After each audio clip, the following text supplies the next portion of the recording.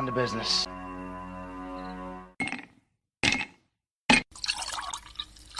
When he drinks, he thinks. That's the nectar of the gods, baby. Hello, everyone, and welcome to the #1 liquid-fueled, liquid, lubricated show on the interwebs.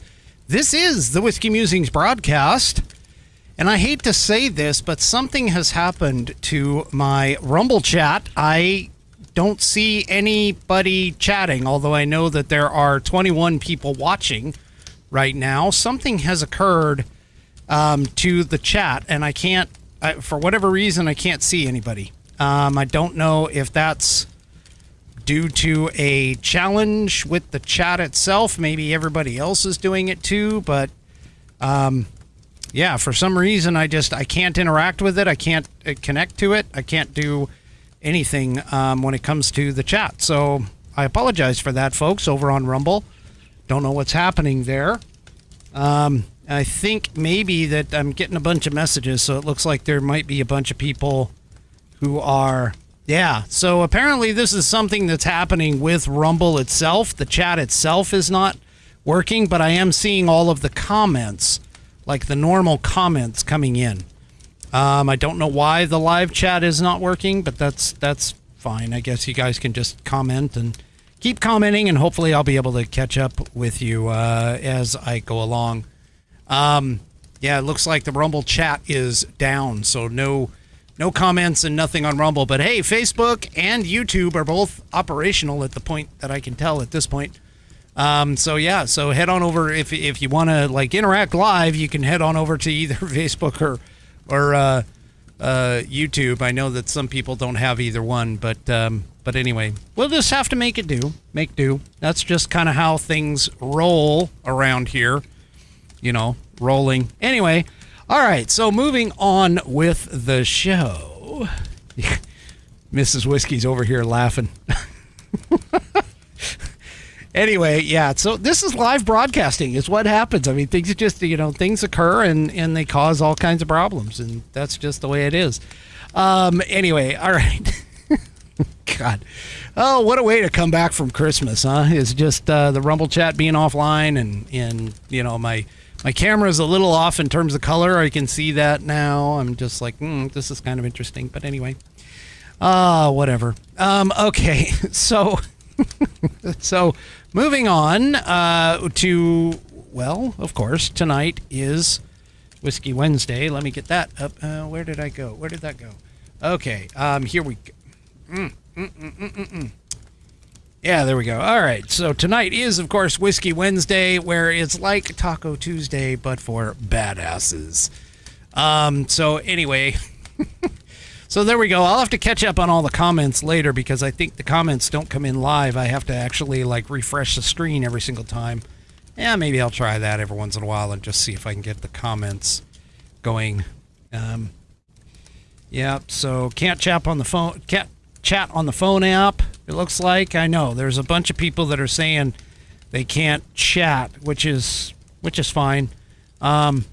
Three Chevy is still being held prisoner in a house full of small children. Okay, I promise not to cuss. Okay, 3 Chevy, I'll do my best. Which, speaking about that, 3 Chevy sent me a couple of a few photographs, which I absolutely enjoyed. One, of course, was a Whiskey Musings button stop.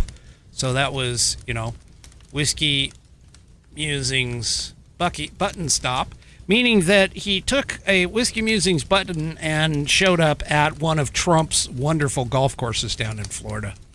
And he popped in a picture of that. The other thing that got sent to me, too, by 3 Chevy as well, is essentially either, I don't know whether it's like a wall of shame or a wall of aspiration.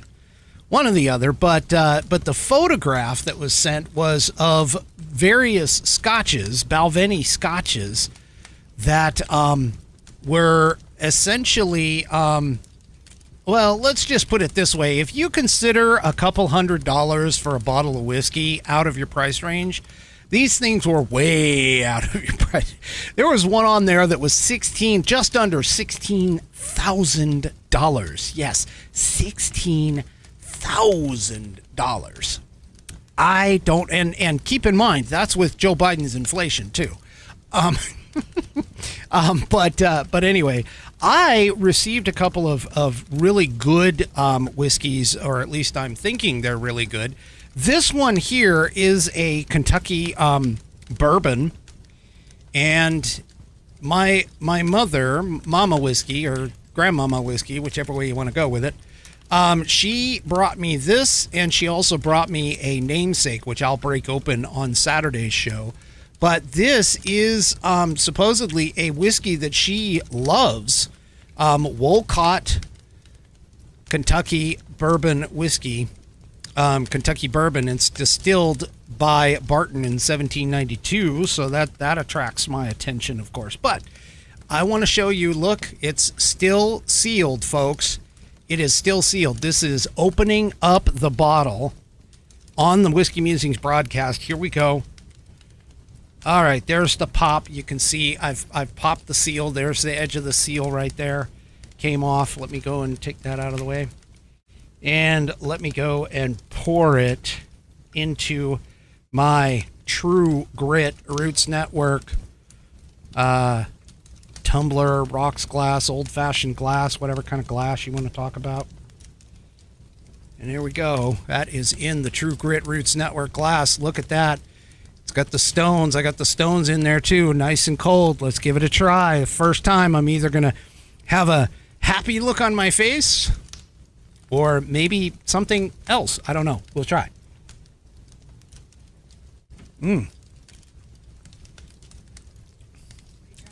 Actually, the Wolcott from my mom.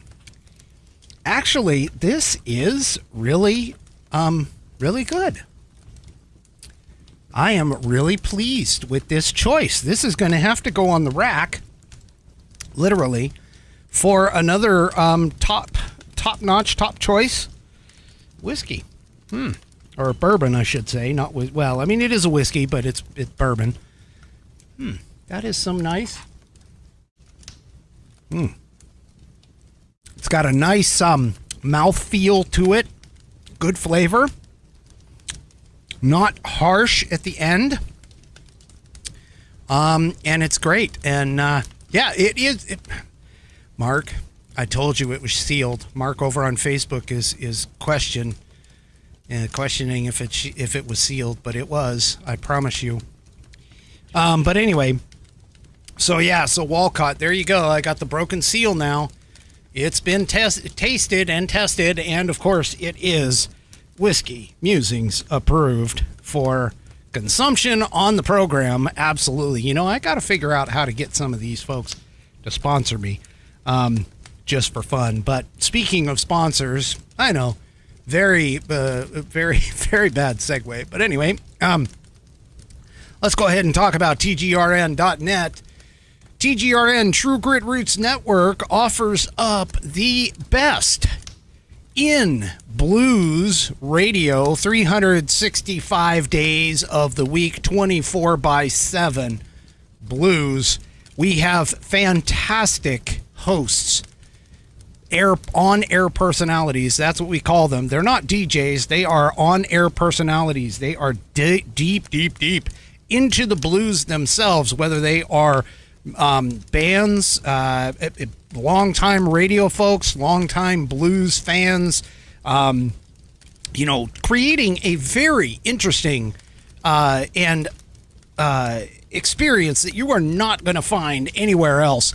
Check it out on TGRN.net, True Grit Roots Network. Go to TGRN.net and check out one of these fantastic on-air personalities, such as Vinnie Marini, who does the Roots and Fruits show on Sunday from 2 p.m. Central to 4 p.m. Central. And this is what Roots and Fruits is all about, having worshipped at the altar of Willie Dixon, who stated, "The blues are the roots and everything else is the fruits." Since Vinny was 16 years old, this show, meaning Roots and Fruits, will explore the blues and every other genre of music. If it fits the theme and works into the mix, nothing is going to be excluded. 2 hours of music that tells a story. Themed sets and the same song from possibly 2, 3, or 4 genres. You just never know.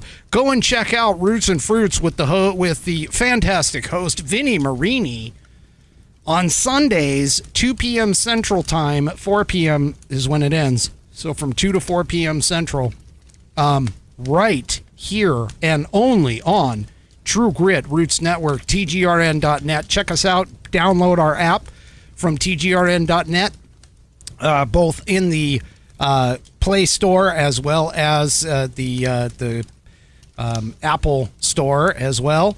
And you can also find us in the Live 365 catalog. I'm sorry, I'll catch you up here and just on the chat just a minute. But you can check us out on the Live 365 catalog of digital radio stations as well.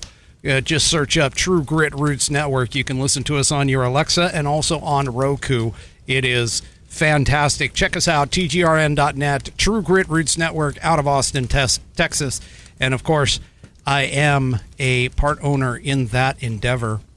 It is fantastic. I got to tell you, I'm a very small part in the business. I'm just telling you, just very small part. The on-air personalities, our professional folks that do all of the work. It is awesome. And yeah, so anyway, tgrn.net. I'm sorry, but because Rumble's chat isn't working, everybody seems to be jumping over to Facebook, and so yeah, they're calling out the fact that it's no pants and no bras Wednesday, so yeah, or on Thursday, depending upon if you are here in the States or over in Australia, as Becky has already just tossed us out, and then of course. Mark kind of made a comment here about the fact that he needed a Walmart shirt, a Walmart whiskey shirt. Yeah, and somebody got a whiskey shirt in their stocking. I'm not sure who that was. Let me see, who was that? Gotta find it here. And yeah, I'm not finding it. Let me go back. Let me see if I can go back here. Of course, it was Outlaw Dogs. She got a Whiskey Musings t-shirt in her stocking, so that is awesome. All right, folks. So not a lot of stuff has gone on. So unfortunately, I mean, there's not a huge amount of news that has come out, but some of it is definitely disturbing, and some of it is something that we need to, kind of dance and sing and be happy about. But obviously, the biggest thing is in regards to the fact that, all of these states that are out there are attempting to kick Trump off of their ballots. They're all kind of lining up, and they're all trying for the 14th Amendment, and they're all trying to do this in the, the most heinous way possible, I think, because realistically, again, this boils down to the whole 14th Amendment thing kind of boils down to, number one, was January 6th an insurrection? That's the first question that needs to be asked and answered. And so far, only the Colorado State Supreme Court seems to have done that. But even they are kind of questionable. I got a story about that here in just a minute. But the second thing is, whether or not Trump instigated it. And if Trump instigated it, whether or not he actually pre-planned it or helped it out or whatever, these are all questions that need to be put into place. And then, of course, there's also Section 5 as well, which essentially says that Congress is the one that has the power to enforce this thing, and not the courts, and that they were supposed to pass laws regarding it, which they did under Title 18 U.S. Code or USC Section 2383, which basically makes it into a legal case. And of course, the minute that happens, then the courts can do it if somebody is tried for rebellion and insurrection and found guilty of it, which of course nobody has had that happen. And so the biggest question among everybody's minds, of course, is which way the actual Supreme Court, not the state Supreme Courts, but the actual federal Supreme Court, the court of all courts, the top dogs of the entire nation, whether or not they are going to line up. And as you know, the last episode, they declined to hurry up a case that was in regards to the immunity case, which threw all of that stuff, which was Jack Smith, threw all of that into a tizzy. And of course, the left is just freaking out about this, and they are also freaking out about the all of the courts that are now. I mean, California. There's some, California is thinking about doing it. There was a thing in Michigan that had gone to the state Supreme Court as well. It had already to the Michigan State Supreme Court that had already gone through the ballot and was refused. They appealed, the group that's doing it, and they appealed.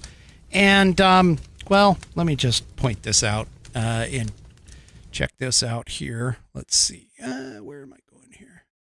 My window capture wasn't set up properly. Give me just a second to find it here. All right, there we go. And this came out in the Daily Wire just today, in fact, just earlier today, that the Michigan Supreme Court refused a liberal group's effort to remove Donald Trump from the 2024 primary ballot on Wednesday, roughly a week after the Colorado High Court ruled against the president in a very similar case. So for those of you that don't really quite understand what is going on with this, looks like the live chat over on Rumble might be coming back. I don't know if it's still working or not working. Let me just see. Let me see if I can type into it. Hello. Yes. Okay, it looks like it might be working. The Rumble chat might be working over there. So you can head off into the Rumble chat. If you originally from Rumble, you can head on over to the Rumble chat and start hitting everybody up over there. So there we go. Okay, I know there's a lot of people that love the Rumble experience and love to be over on Rumble, the free speech alternative to YouTube, which I have a bit of a question later on about the YouTube, but it looks like Rumble's chat is back up and functional. So head on over there if you're of a mind to, or stay where you are. It doesn't really matter one way or the other. All right. So a brief order said the Michigan Supreme Court justices are not persuaded that the questions presented should be reviewed by this court, rejecting the challenge from Free Speech for the People that seeks to disqualify Trump based on the view that he engaged in an insurrection on January 6th in 2021. Now, this, for those of you that don't really understand what's going on here, okay, normally what ends up happening is for the Supreme Court to actually hear something, generally speaking, there usually is some kind of a conflict between the states and the circuit courts, the two circuit courts. No, I'm not trying to divide you. God, Mark, really? I'm not trying to divide you. I promise. I am not trying to divide you at all. Okay. But there are, there are people who like Rumble and people who like Facebook, and I'm, I'm sort of impartial to both, I guess. Unless, I get kicked off, which happens. Happens on YouTube all the time. But anyway, back to this whole thing. For those of you that don't understand, I mean, usually Supreme Court cases get set up when two state Supreme Courts or two separate federal district courts tend to lean in different directions. And so because we have several state Supreme Courts that have already dismissed this case, and we have several state Supreme Courts, by several, I mean one or two, that have, one at this point, have decided that, hey, this is what's going to happen. This is guaranteed to go to the Supreme Court. The Supreme Court is going to have to make a ruling. And as I spoke on the last program, the Supreme Court it has been suggested by someone who worked in the Supreme Court that they will probably not answer the insurrection question, but they more basically will answer the question as to whether or not Donald Trump should be placed under the 14th Amendment. In whether or not he qualifies under the 14th Amendment. Now, I honestly don't know how they're going to answer that without answering the fact as to whether or not January 6th was an insurrection or not, because that to me is like the pivotal question on these cases. Because if Donald Trump, well, first of all, if there was no insurrection, which a lot of us say there was no insurrection, and it's true. But if there was no insurrection, then there's no way that you can put Donald Trump off the ballot under the 14th Amendment, because you have to make a choice in terms of what January 6th actually was. Now, if you take the left's side, the sycophantic Kool-Aid drinking left, their side, they essentially dive into the idea that there was an insurrection, that Donald Trump initiated it, that Donald Trump instigated it, that Donald Trump coordinated it, that Donald Trump did all of these things for whatever reason while standing giving a speech that wasn't even finished by the time the Capitol riot went on. Yeah, so I mean, again, you know, in that camp, they need to have a dose of reality. Let's just put it out that way. But, well, then again, they need a dose of reality because most of those people believe that men can turn into women and women can turn into men just by thinking it. But moving on, if you're in the camp, or should you be in the camp, like me and several other folks that basically say that January 6th was not an insurrection, that is essentially not a coordinated effort, that was not instigated by Donald Trump, because he did say, quote, peacefully and patriotically go to the Capitol and protest, that it was anything but an armed insurrection intent to overthrow the government or to stop them from performing their official duties. And that, yes, it turned into something that was ugly. I'm just saying that was ugly. And, you know, had some people get injured, had someone killed on that day, had several others who potentially died later. So on and so forth. You know, again, not an insurrection, folks. There wasn't even a weapon like a gun. There's not even one firearm that was found within the crowd. There was not one single firearm save the one that was used on Ashley Babbitt, that it was fired on that day. And what's even worse is thinking about this. Why would someone organize, in terms of Trump, why would he organize an insurrection to overthrow himself? And that was from Buddy Weiser. I mean, it would have been much more apropos to have an insurrection on the 21st, January 21st, rather than January 6th. Because in January 21st was when the peaceful transfer of power occurred. That Donald Trump quietly left D.C. on January 21st at noon without fanfare, without arguing, without, any kind of military action or police action or anything required. He left quietly. And so that's Another reason as to why you want to sit there and talk about an insurrection that wasn't anywhere near an insurrection.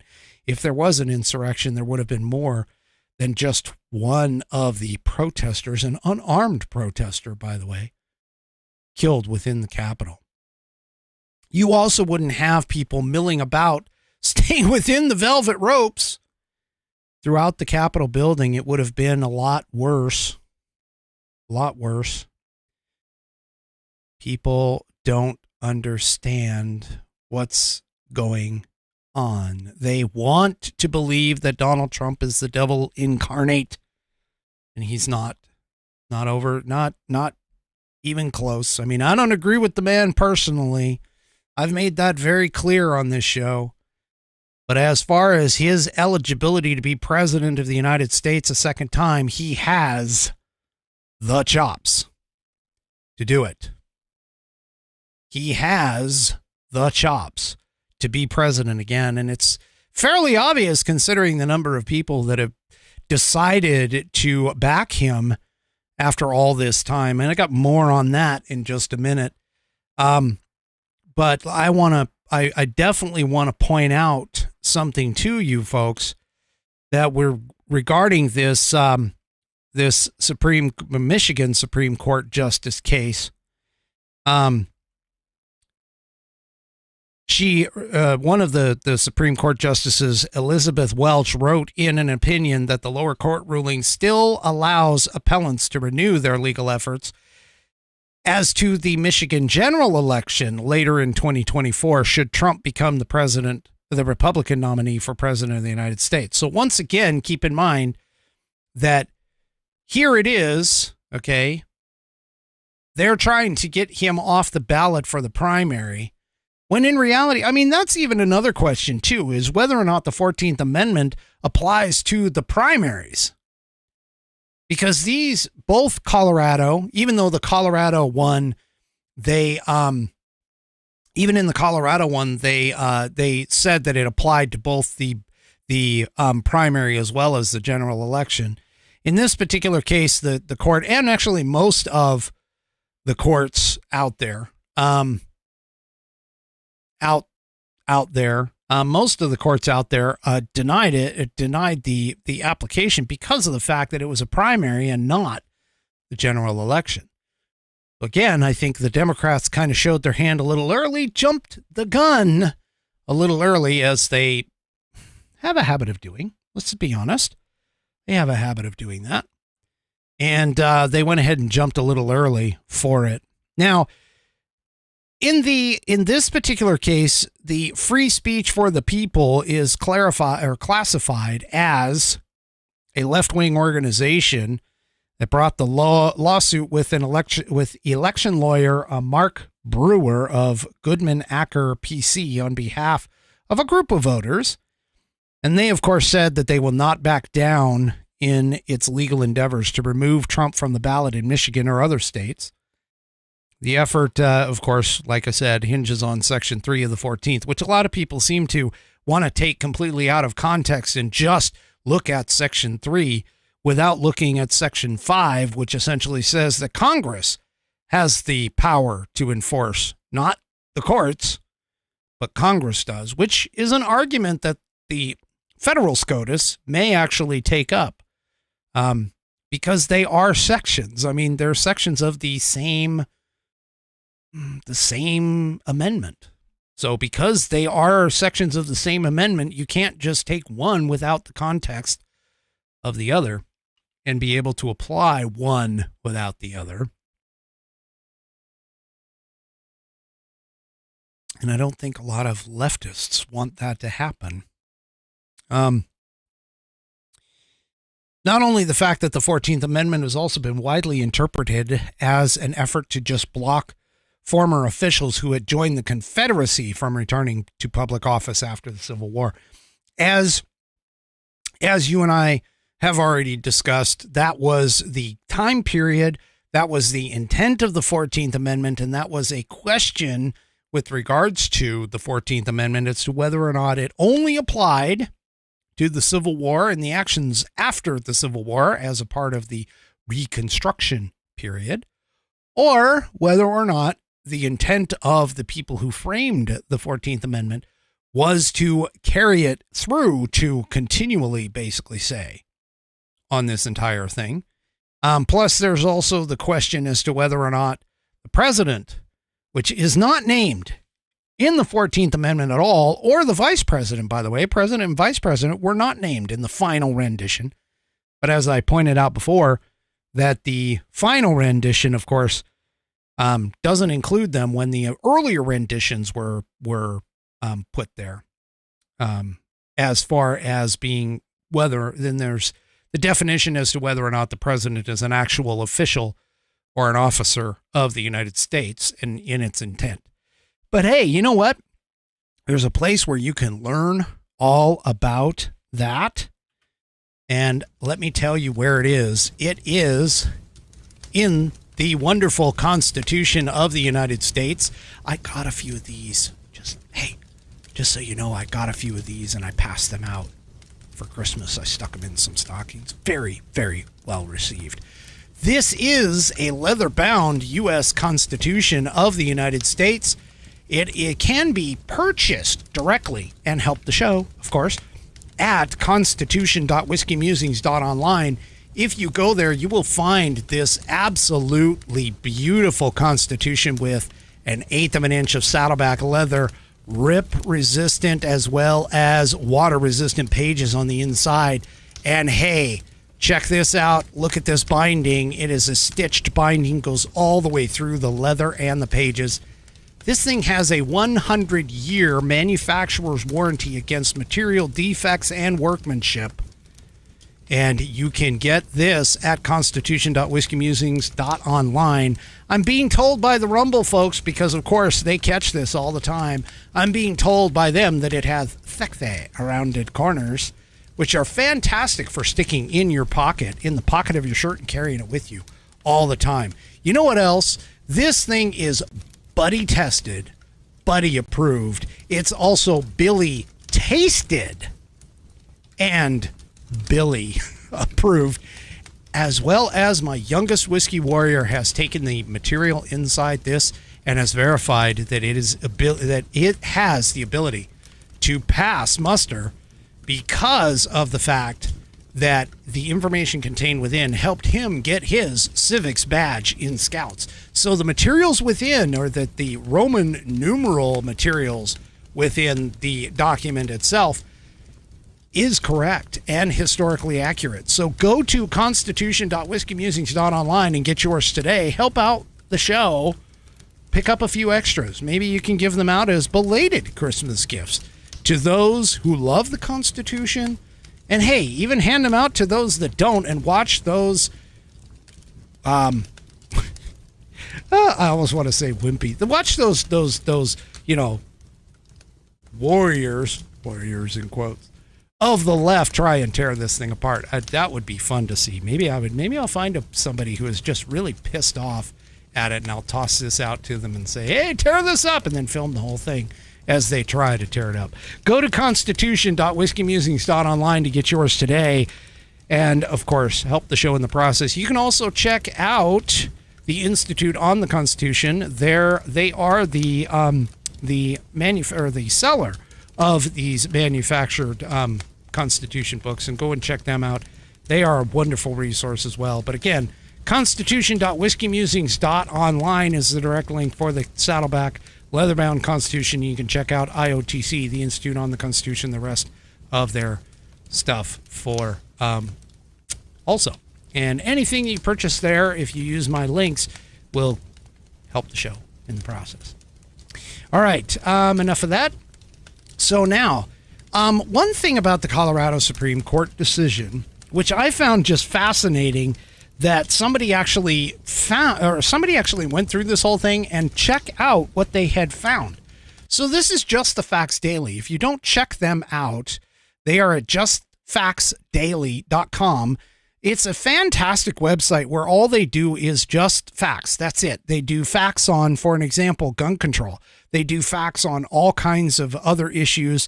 And it's essentially stay ahead of the spin, and they do it. It's data driven.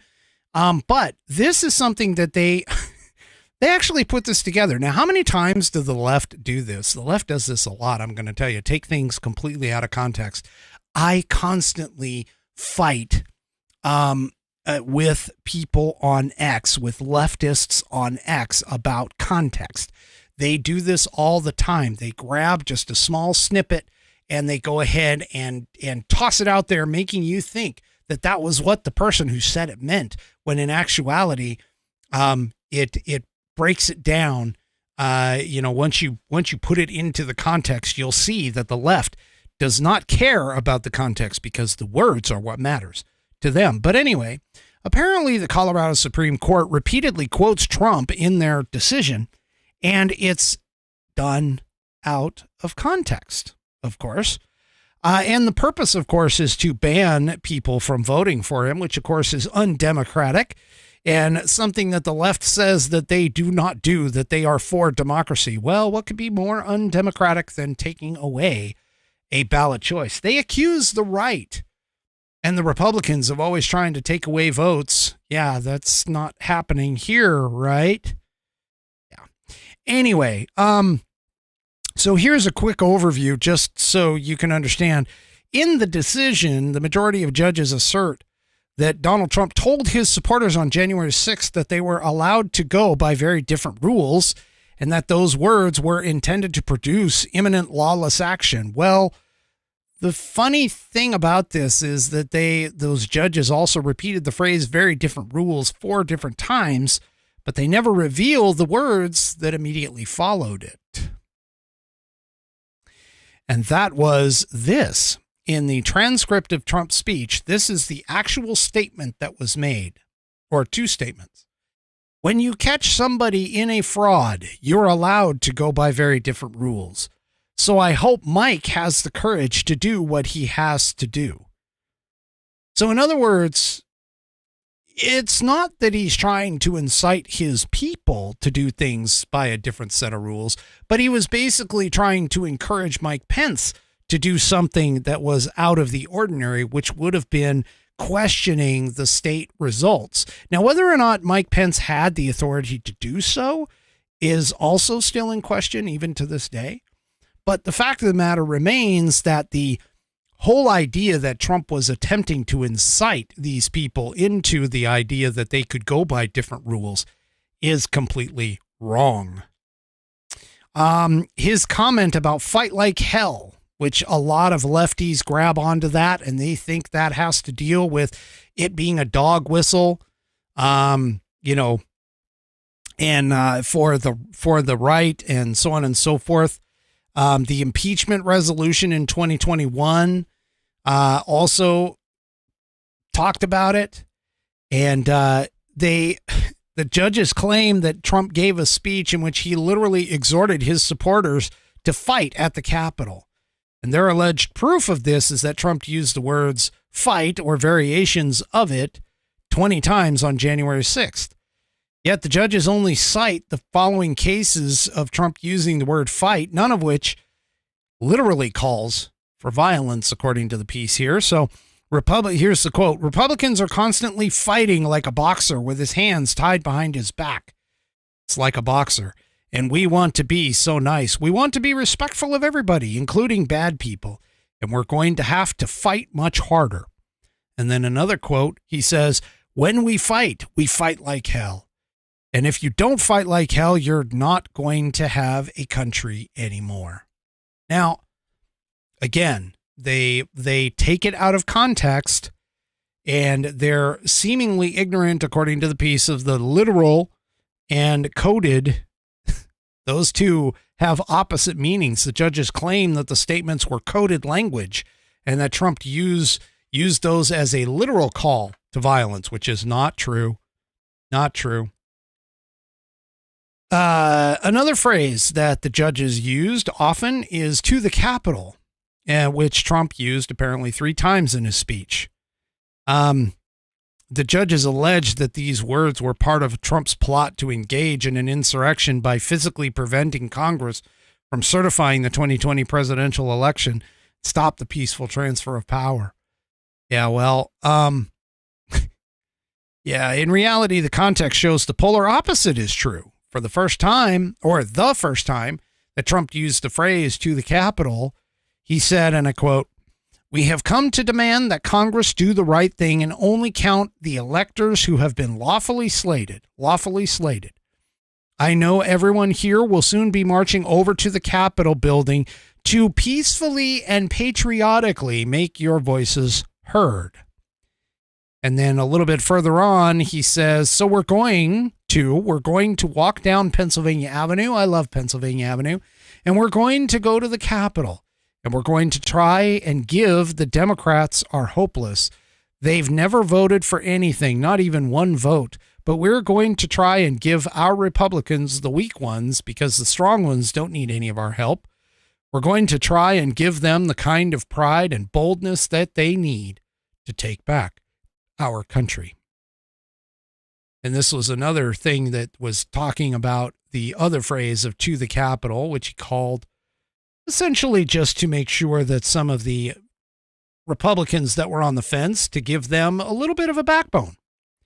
I mean, that's kind of what it was for, was to give them a little bit of a backbone. So the full context of his words, according to this piece, and according to anyone who actually listened or read the transcript with regards to this, was essentially this: go to the Capitol peacefully and patriotically, fight like hell politically and verbally, and encourage Mike Pence and Congress to follow the very different rules that the federal law specified for cases of potential election fraud. And that, honestly, was the context of his speech at the time.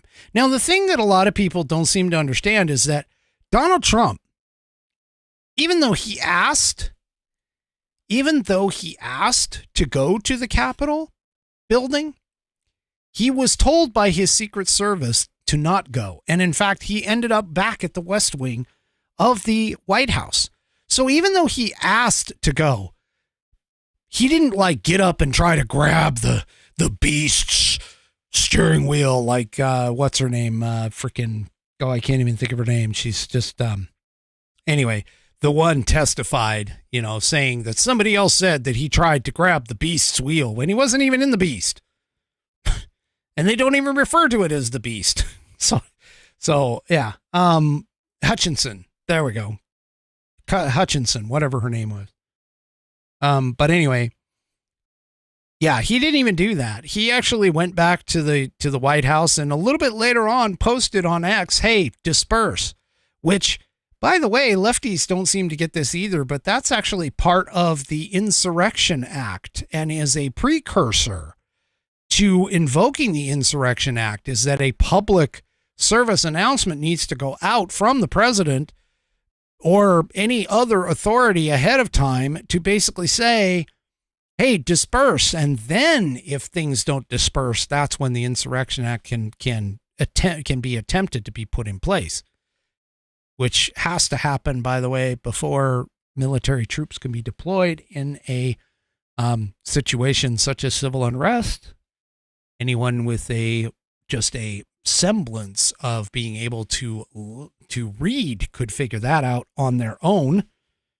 But that being said, of course, the left doesn't look at stuff like that because the left doesn't care about stuff like that. The left doesn't want you to know stuff like that because it blows their entire cases out of the water the minute that you put in those kinds of facts. And so that's essentially what is going on with this. As far as Colorado's case is concerned, I honestly believe that it'll go to the Supreme Court. The Supreme Court will kick it out for whatever reason. Doesn't really matter, honestly, as to what the reason is, although I would love to see the Supreme Court basically rule that January 6th was not an insurrection. That would be like icing on the cake, to be honest with you. But I don't think they're going to do that because we have Chief Justice John Roberts, who wants the most narrow frickin' ruling possible. And for those of you that may not be following this too, there's a side note where by they, I mean the left, is attempting to get Clarence Thomas to recuse himself because of his wife, Ginny Thomas, apparently being a part of, in their mind, a part of the quote-unquote insurrection, which is not an insurrection by any means. But they're trying to pressure him into recusing himself, which is kind of funny considering I think it was Sotomayor had a case involving her publisher of her book brought in front of the court, and she didn't recuse herself. So why should Clarence Thomas? And she actually had a much greater reason to recuse herself than Clarence Thomas does. But hey, whatever. Well, folks, the left, in case you haven't noticed, but the left has a complete disdain for anything that resembles real America. And by real America, I'm talking about rural America, God-fearing American patriots. I'm talking about the men and women who have red, white, and blue coursing through their veins. The ones that know this government is being fanatical and being fascistic and all these other things that are running around, that our government itself has gone well outside its constitutional boundaries. And the elites, the leftist elites, of course, starting off with, the whole deplorables quote by Hillary Clinton. I actually think that might have been the thing that really sunk her, other than the fact that she should have been sunk. She should still be sunk in anything that she does, but still, the point that I'm making here is that be ready. 2024, I'm just telling you, 2024 is going to be just as crazy, if not crazier, than 2016, 2017 were, and into 2020 as an example. And here, as long as the left keeps this kind of crap up, this is really going to keep pushing it in the way. Now, I don't know if anybody watches MSNBC. You probably shouldn't because it's propaganda, but this came out in the Daily Fetched. MSNBC's Chris Matthews, quote, "Rural Americans are like terrorists." This guy has no freaking sense and semblance of all. So here from the piece, former MSNBC host Chris Matthews said that dealing with angry rural Americans is similar to dealing with terrorists. During an appearance on Tuesday's Morning Joe, which is another absolutely stellar program that you should be watching. No, I'm just kidding. Don't even waste your time on it. Matthews emphasized the importance of anger in mobilizing voters in elections. He claimed that rural Americans have a deep-seated anger toward liberal elites, comparing such anger to terrorists in Afghanistan and Iraq. "This is rural rage. They are so angry at the liberal establishment, the coastal elite," he said. "They look at people on television. They don't have to worry about us," Matthews said. "And the regular guy in the country goes, then there they are snarling and making fun of us again. And every time we make fun of Trump, we are making fun of them. It's a weird thing, but in a way, it's like fighting terrorism." Well, then he continued and says, "We think we just put the army in, or Israel just puts the IDF in, and they're going to solve the problem." Now, the link that I included to go to the Daily Fetched actually has an X account that has him on TV saying this. And, this is the problem that the left seems to have. This is the problem the left clearly has, because this is the way that they think. This is the way that they believe. And again, keep in mind, these liberal elitists, the people like those on NBC, those who are in the higher echelons of Democrat strongholds, all of these, the the politicos that are over, the Democrat politicos in DC, they all believe this. They all believe that, well, you guys out there, you guys are the smellies. You're not intelligent. You're not smart enough to have gone to Ivy League schools. You're not intelligent enough to have been in the trenches and gone to school and gone to a 4-year college degree, because to them, they put college degrees up against anyone else in this country. And they believe that the college degrees are, the college degrees are the epitome of intelligence and wisdom. And what they don't seem to understand is you don't need a college degree to have wisdom. You don't need a college degree to have common sense.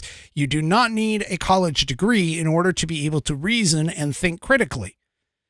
But what you do need is to have the ability to actually do the things that I listed outside of the idea of the college degree. And as we're seeing right now, college degrees, especially those from Ivy League schools, are completely the idea of indoctrination.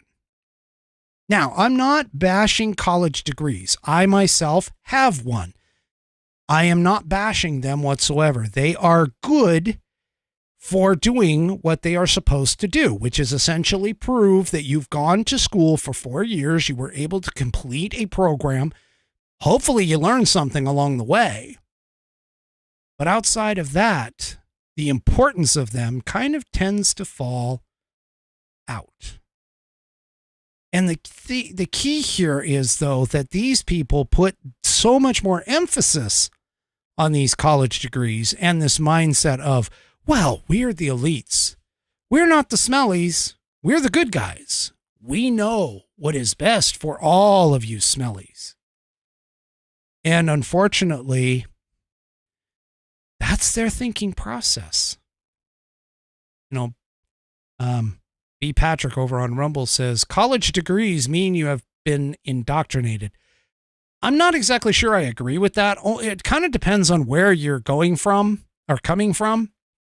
But that being said, and it also depends upon your resistance to whatever is being the indoctrination. If you go in and you just like suck up the Kool-Aid for every little bit, you know, yeah, I agree.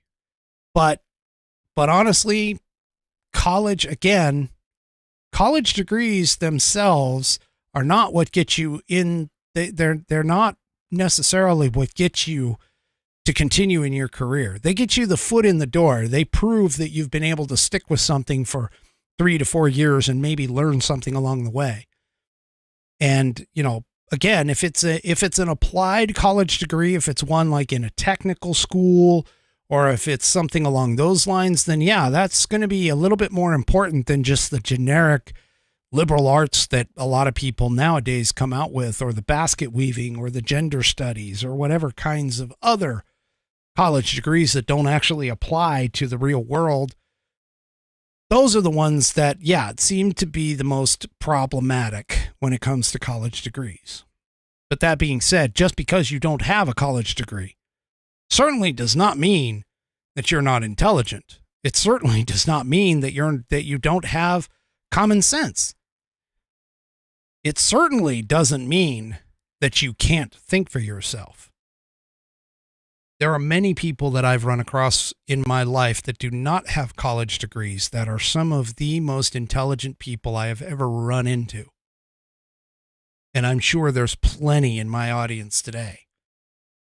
Having a college degree is not the make or break in this world. Having a college degree is not, or not having it, I should say, not having a college degree is not the end all of it either way.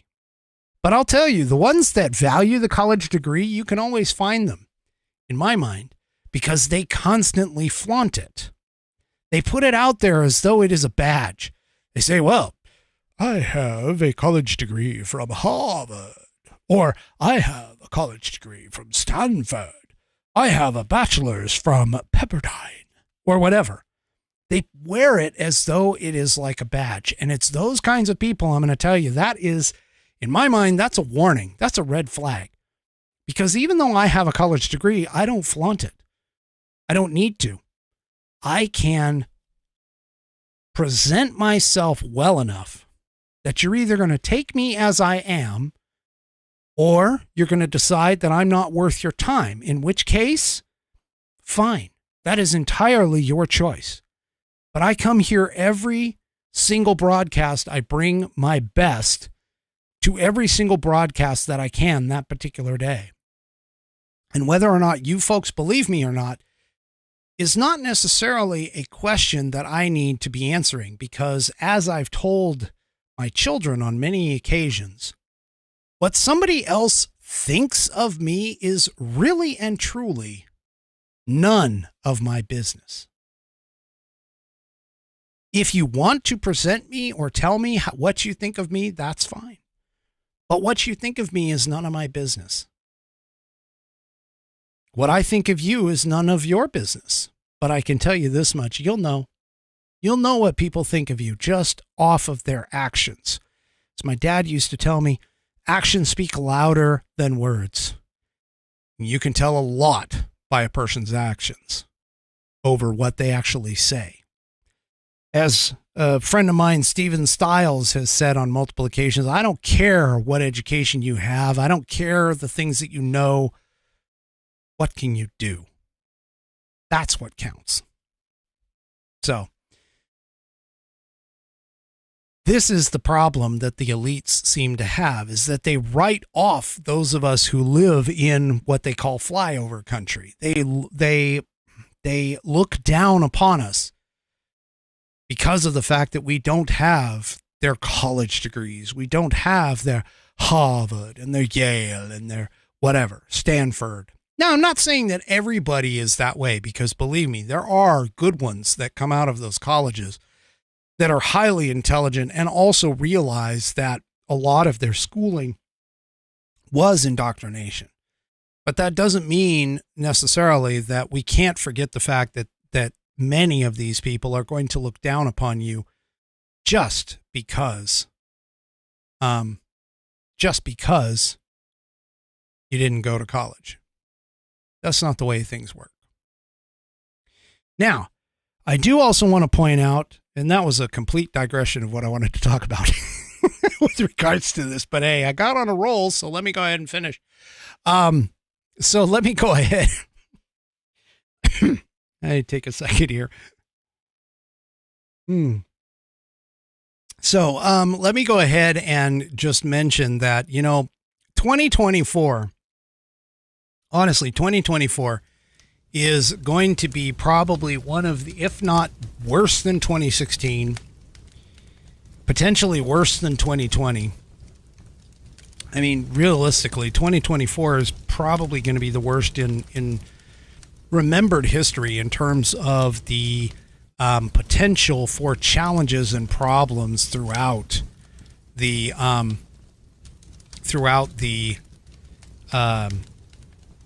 country, honestly. Because if you remember back in 2016, 2017, you had the Summer of Love, shortly thereafter, all of those protests and everything else. I think we need to be prepared for a lot more than that, because 2024 is going to be a bit of a conundrum. It is, in my mind, the most pivotal vote that I think we're going to have in at least probably within my lifetime, to be honest. And, I go back quite a ways. But I would say that this is probably the most pivotal vote in my lifetime. So you would do well to vote properly and vote wisely, not only at the presidential top part of the ticket, but also the rest of the way down. Mainly just because, and I just want to point this out really quick, mainly because it's not just the White House that's on the ballot, which a lot of people look at presidential elections as being the important part, but we have 7 2024 races that will determine whether or not the Dems stay in power in the Senate. The same thing also goes for the House, but this is coming from the Washington Examiner that's talking about this. There's 7 2024 races that will determine whether or not Schumer stays in power in the Senate. One of them is in Montana, the incumbent John Tester, who is a Democrat. Tester's seat is a top target for Republicans, hoping to flip the state red. And this is true. He held on to his seat since 2007, and he's been proven to be a difficult candidate to oust. We also have in Ohio, incumbent Sherrod Brown, who is also a Democrat. He's facing his toughest reelection campaign yet in a state that has been trending red over the last decade. So those of you in Ohio, you need to really push to try and get this guy out and focus on Republican businessman Bernie Moreno, who was recently endorsed by Trump, although I'm not really sure that's a positive or a negative at this point. But still, so this is a seat that's up that could flip at the Senate. Then we have in Arizona, we have Senator Kristen Sinema, who recently switched from Democrat to independent. And a lot of people don't seem to like independents, but anyway, she is essentially a interesting character, to be honest with you. But yeah, you need to vote in Arizona. You need to get rid of her. She may have switched to being an independent, but she doesn't need to be there. You need to put a Republican in that seat.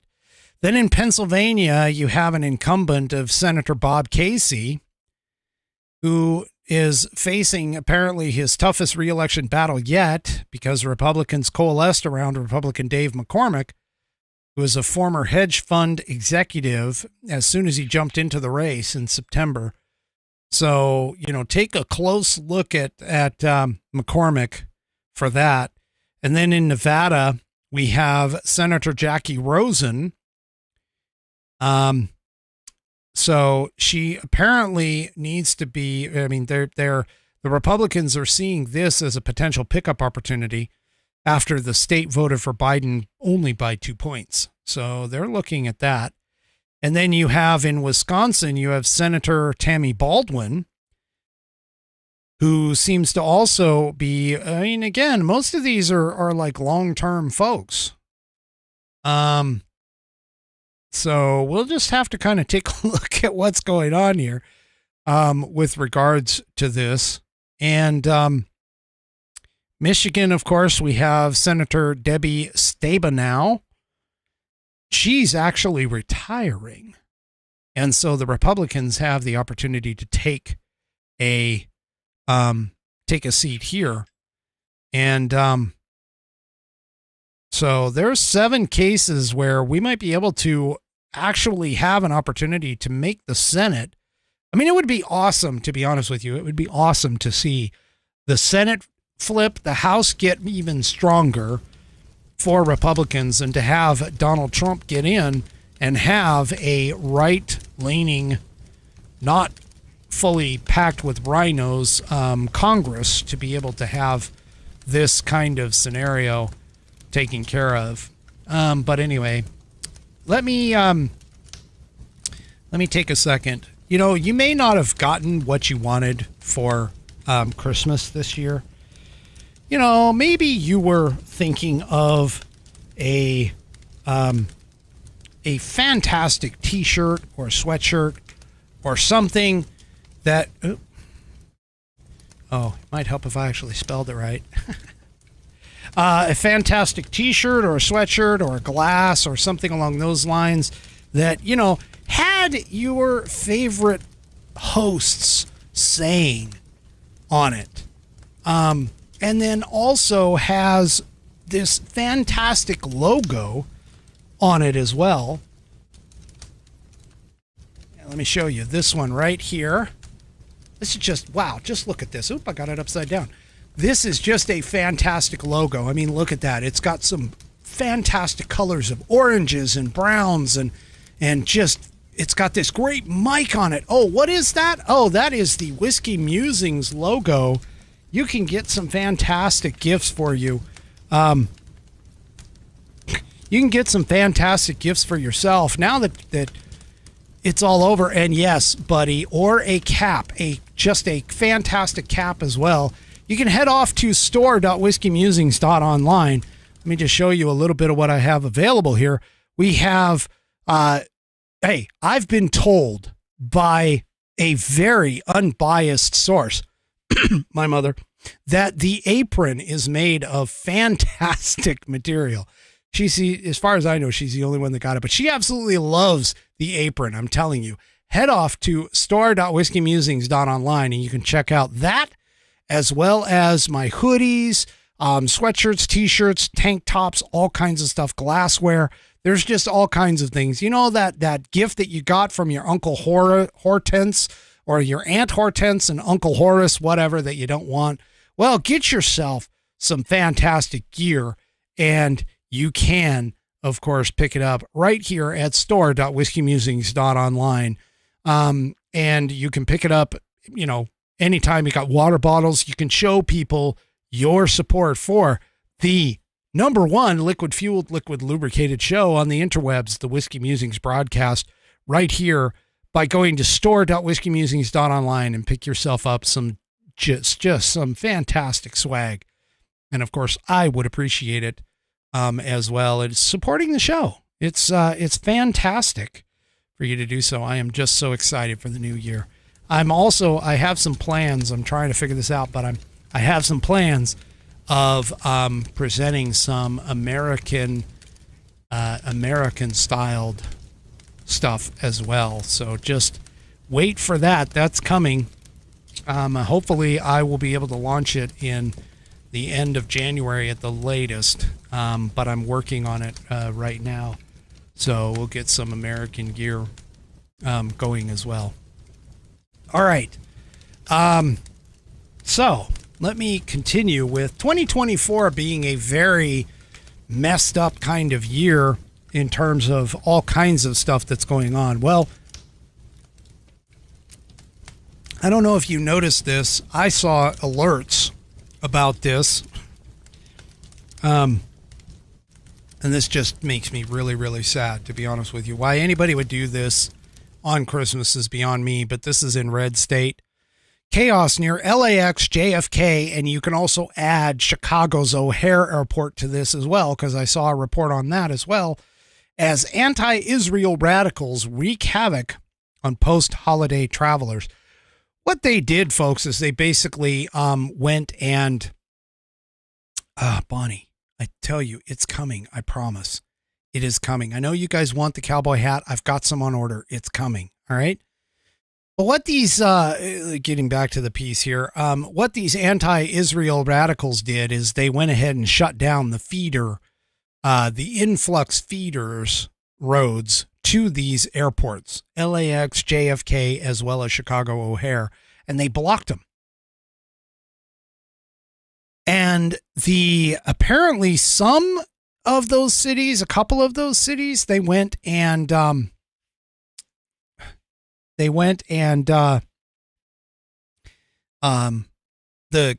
police actually went and arrested people, but some of them they didn't. Yeah. Anyway, so what they did is they actually blocked the roads for people who were trying to get to these airports to travel. On Christmas, by the way. Also, I don't know, as a sideline to this, I don't know if anybody saw the whole Palestinian protest that happened on Christmas in New York City. But apparently these people, you know, they're all over. I mean, you know, Dan Bongino keeps talking about the enemy being here. They are. I'm just flat out saying it. The enemy is here. And, yeah, this is just horrible. So according to the piece, there's some pictures here and stuff that you can watch from X. But in Los Angeles, LAPD are in riot gear as pro-Palestinian protesters have blocked the entrance to the LAX airport, armed with rocks, throwing cones, and construction equipment. Road crews are working to clean up and reopen things. The LAPD has arrested some of the extremists and is already transporting them. I saw photos of O'Hare Airport, Chicago O'Hare, doing the exact same thing. They were blocking the incoming roads. For those of you that have never visited these locations, many of these airports have essentially one way in and one way out in most cases. Like there's not 2 or 3 different pathways to get in. And the reason for this, of course, is for setting up things like traffic flow, to ensure that the airport itself has a reasonably defensible position against terrorists themselves.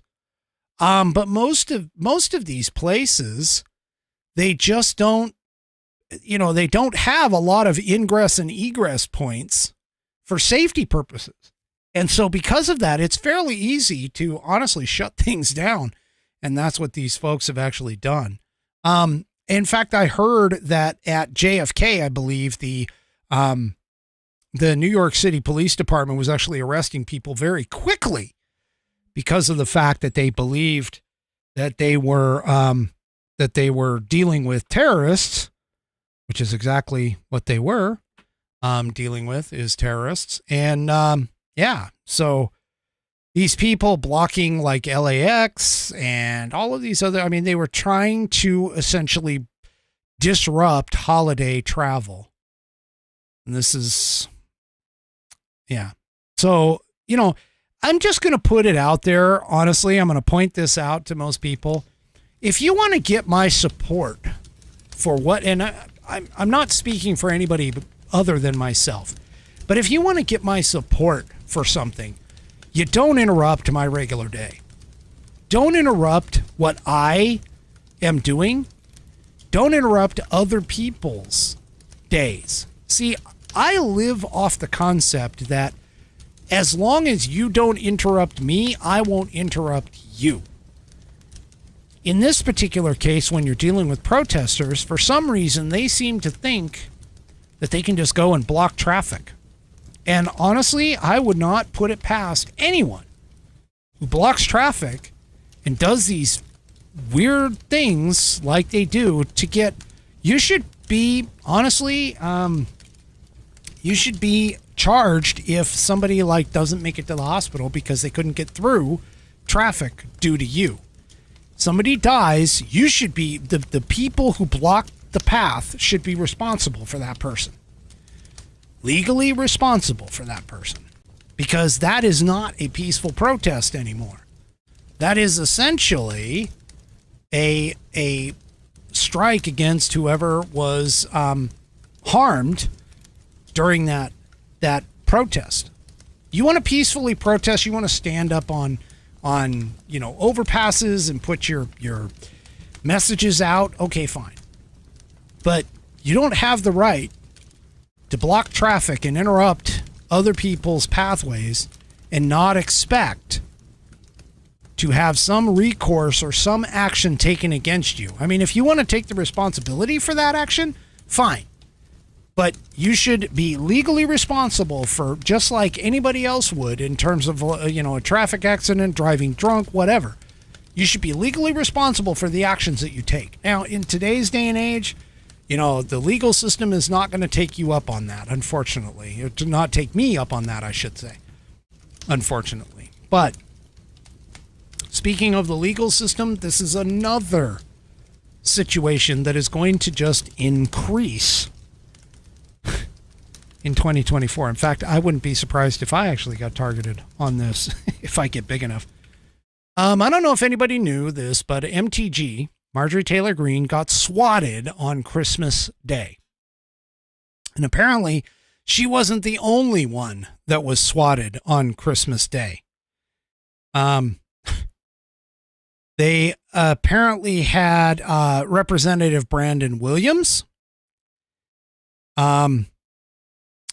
Let's see, who else was here? Green detailed it, but apparently, but I guess it was just Brandon Williams who was, and some conservative commentators like Jack Posobiec was also swatted on Christmas Day. And yes, so that is, this stuff is just going to get even worse. I heard also, I think Tim Pool got swatted as well within the last couple of times. But Guys, this is going to ramp up. I'm telling you, warning you right now. This is going to ramp up, and I'm fully ready and prepared for that. But this is going to ramp up. It's going to get worse before it gets better. Just is. You got to be prepared for this kind of stuff. It's going to happen. The left has no sense of ethics, integrity, morality, any of that. Cat turd also. Yeah, thank you, Bam. Bam 6 MIA she mentioned cat turd. Cat turd got swatted a couple of times here recently. These people they're horrible. And until we actually fight back and take them to task, they are going to continue with this kind of crap. And honestly, that's going to be a bit of a problem. It's going to be a bit of a problem. All right. So Joe Biden, one of the things that the Dems keep talking about, and the Dems do this a lot. They keep talking about this kind of crap all the time. They keep talking about how Trump is a tyrant. Trump is anti-constitution. Trump will not follow the laws. Trump is a racist, misogynist. He wants to be a dictator. He is the epitome of Stalin or Hitler. That's the other one, the Hitler one. And yes, Bam, they raided MTG's house. They swatted her. Somebody swatted her.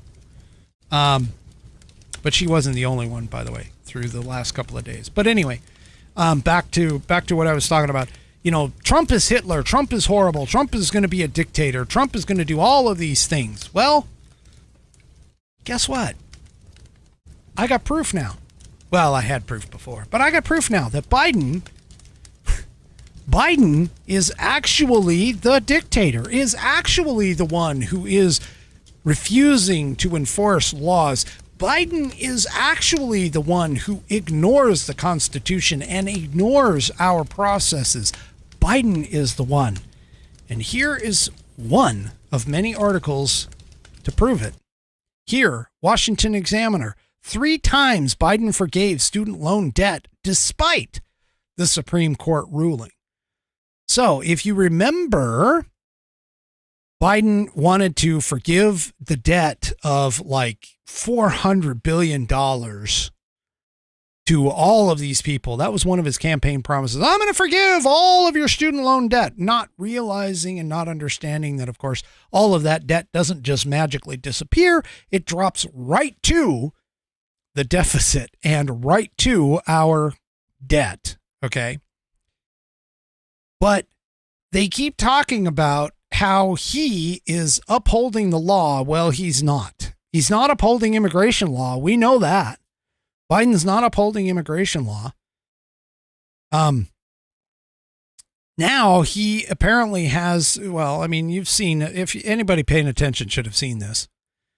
Anybody paying attention should have seen this. But the Supreme Court went ahead and ruled that he couldn't just magically make the debt disappear, that would have to be an act of Congress.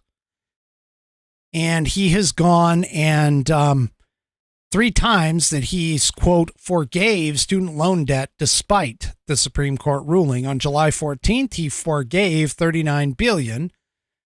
Just 2 weeks after the Supreme Court ruling. The Biden administration announced that 804,000 borrowers would have it relieved, and have it transferred directly to the public debt. October 4th, he had $9 billion additional added.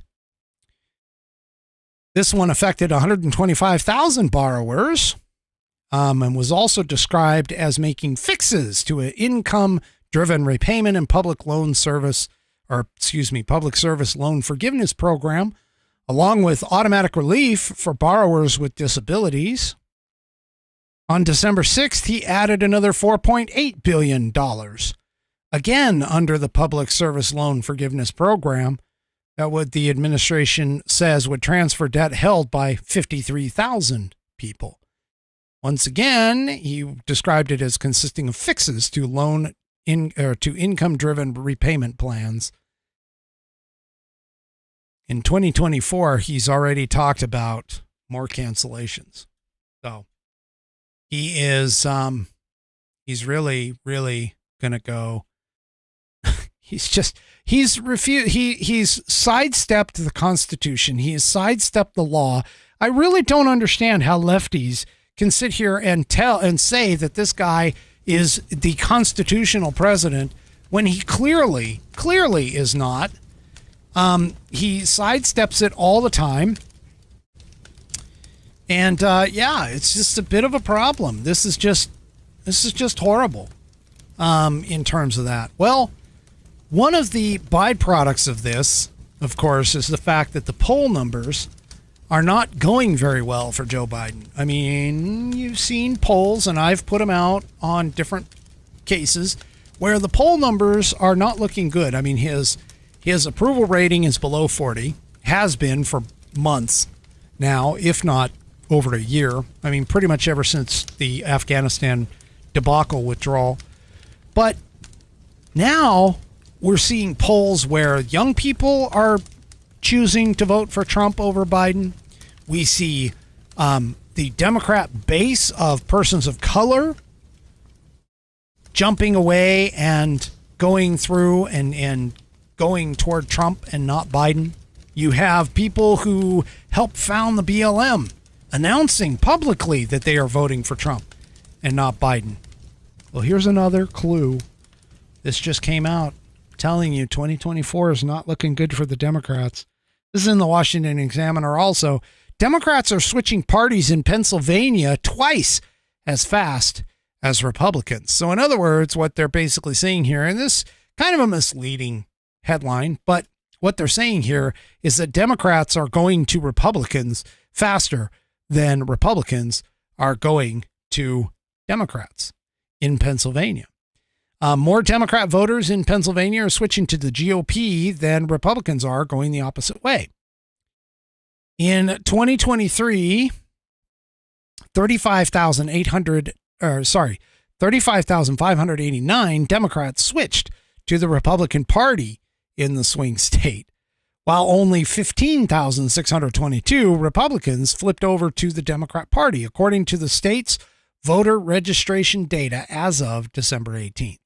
Now, I just want to say, keep in mind, some of these people might be doing this whole bait and switch kind of crap, where what they're doing is they're jumping over there in order to influence the primary.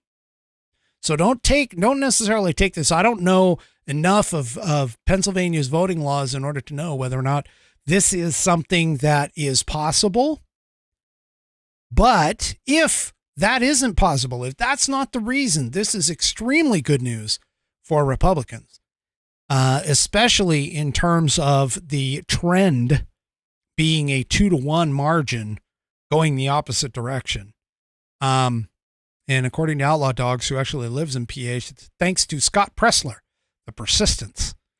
So the key here, folks, is just to remember that we're seeing a lot of positive moves in several key areas when it comes to going up against the Democrats in 2024. Now, again, I caution you, polls are not everything, okay? Polls have been wrong before. They have been wrong multiple times. In fact, there's only one poll that I know of that has been extremely accurate, and that is the guy that they call him Savage Rich. I can't think of his name. The Political Pundits, or the People's Pundit podcast. He actually is fairly accurate on his polls. He hasn't really been that far off at all in most of his polling. So he's one that I would actually say is more accurate than most. But even so, just the idea that these polls even exist right now against the Democrats so much is just makes me particularly ecstatic. And thank you. It's Rich Barris, the People's Pundit. So Rich Barris is the guy's name, and he does the People's Pundit on Rumble. But his polling results are fairly accurate. These other ones, you just don't necessarily take them. I mean, see what they say, because we can't just ignore them. But at the same time, just understand you got to take them with a grain of salt. They can be wrong. They have had problems in the past, and they're going to continue to have problems. to be completely, blunt with everybody, but that's just the way it goes.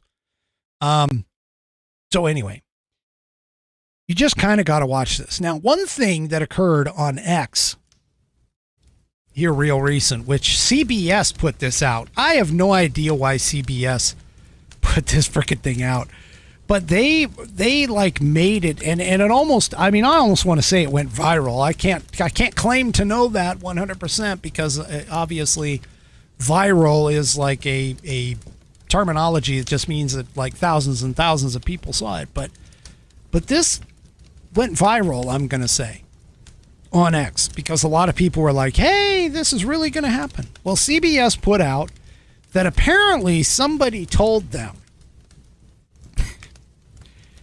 This just tells you how much the mainstream media actually backs up their supposed informants. But supposedly somebody told them that Donald Trump was seriously considering Nikki Haley as his running mate. And so many people on the right side were like, wait, what? Really?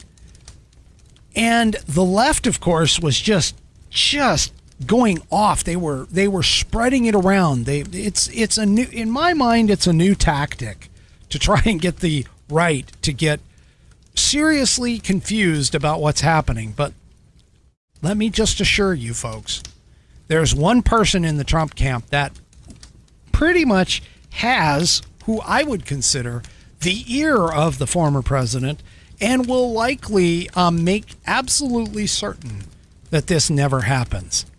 And that, of course, is Donald Trump Jr. So here in the Epic Times, Donald Trump Jr. says he'd go to great lengths to stop Haley as the VP pick. His quote is, "I would go to great lengths to make sure Ms. Haley is not tapped as VP," the former president's son has stated publicly. He expressed strong opposition to the prospect of Nikki Haley being tapped as his father's running mate in 2024, pledging to go to great lengths to prevent it. In a recent interview, Mr. Trump Jr. declared that he wouldn't have her as the vice presidential candidate alongside his father, former President Donald Trump, should he secure the GOP nomination next year. "I would go to great lengths to make sure that doesn't happen," he told Newsmax on December 25th. The statement came after the outlet played video footage of Ms. Haley, former U.S. ambassador and GOP candidate, making critical comments about President Trump during an interview with ABC's live prime actor Lindsay Davis. Anchor, although she could be an actor. Lindsay Davis earlier this month. Ms. Haley said, "I don't think he should be president. Donald Trump brings us chaos." And in response to the footage, Don Jr. dismissed Ms. Haley's candidacy, accusing her of being a puppet of the Washington establishment, saying, quote, "Nikki Haley wants never-ending wars. She's a puppet of the establishment in Washington, D.C. She's the new favorite candidate of the billionaire class because they want control, no different than academia and Harvard, and using, their billions to exercise influence." Taking note of Ms. Haley's rise in the polls, Don Jr. predicted that if chosen as vice president, Ms. Haley would attempt to destroy Donald Trump from within. Don Jr. said she is now the preferred candidate, which, that's kind of reflections of Ron DeSantis's fall from being, the chosen one, which honestly, again, I'm just going to point this out. If he'd have been a lot more intelligent about announcing, he would have stayed away until 2028. I personally think he's put a huge nail into his coffin, and whether or not he could be resurrected after Donald Trump gets out of office in 2028 is going to, it kind of remains to be seen. But I do think that Ron DeSantis did do a big problem with jumping into the race as early as he did and going back on his word for staying out of the race if Donald Trump got into it. But hey, All I got to say is 2024 is shaping up to be extremely interesting for folks like myself. All right, that is my final Whiskey Musings thought of the evening. And no, I do not have a pet of the week this week. If you want to put in a pet of the week submission, or if you want to put in a question for whiskey, please do so at fans@whiskeymusings.online. So email me at fans, FANS, at whiskeymusings.online. And of course, if you want to help me out and help expand this program, don't forget to press that thumbs up over on Rumble. They pay attention to all of that stuff. Like it.